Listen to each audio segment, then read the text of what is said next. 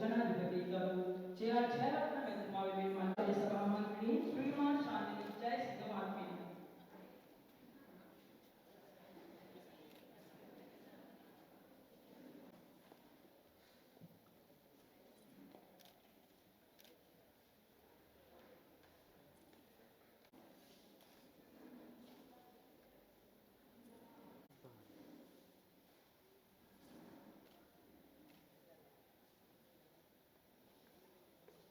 හිටපු රාජ්‍ය අමාත්‍යමා ලක්වනිතා සභාපතිනි ගරු මැතිණියට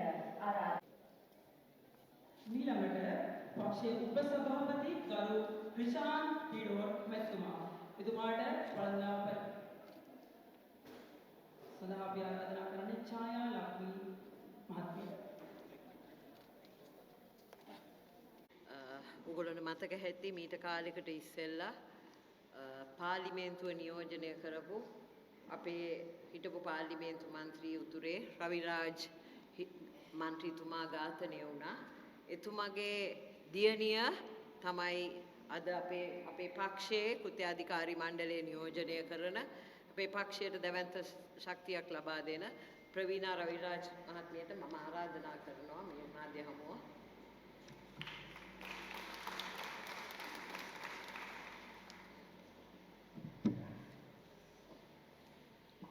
සභාවෙන් අවසරයි.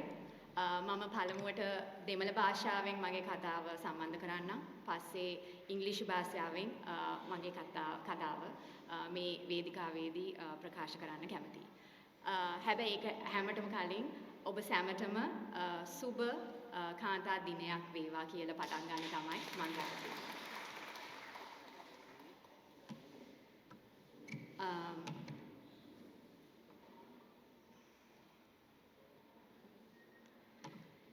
இன்று சர்வதேச மகளிர் தினத்தை கொண்டாடும் இந்த வேளையில் இலங்கையில் சுமார் 1.2 மில்லியன் குடும்பங்கள் பெண்களை தலைமைகளாக கொண்டுள்ளதை நாங்கள் நினைவு கூற வேண்டும்.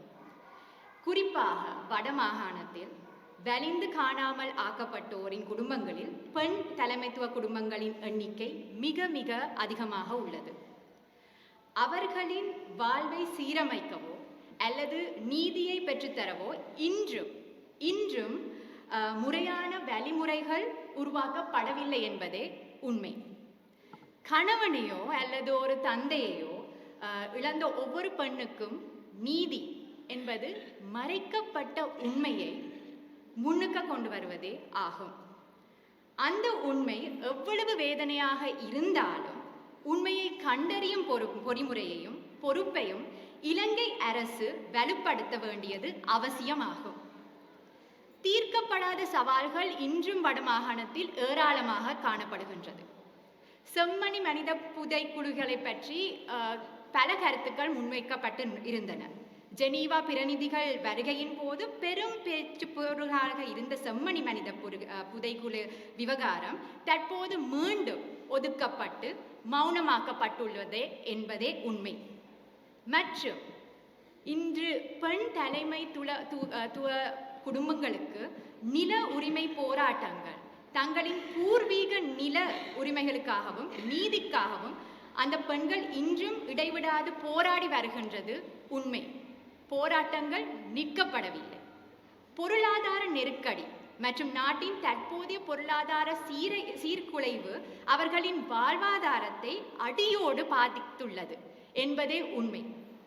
தங்கள் குடும்பத்திற்காக துணிச்சலுடன் போராடும் இந்த மண்ணின் வடமாகாணத்தின் எந்த பெண்ணுக்கும் வெறும் வாழ்த்துக்களை தாண்டி உண்மையான நிதியும் நீதியும் நிலையான தீர்வும் பெற்றுக் கொடுக்கப்பட வேண்டும் என்பதே என்ற தாழ்மையான வேண்டுகோளாக அமைகின்றது. நன்றி.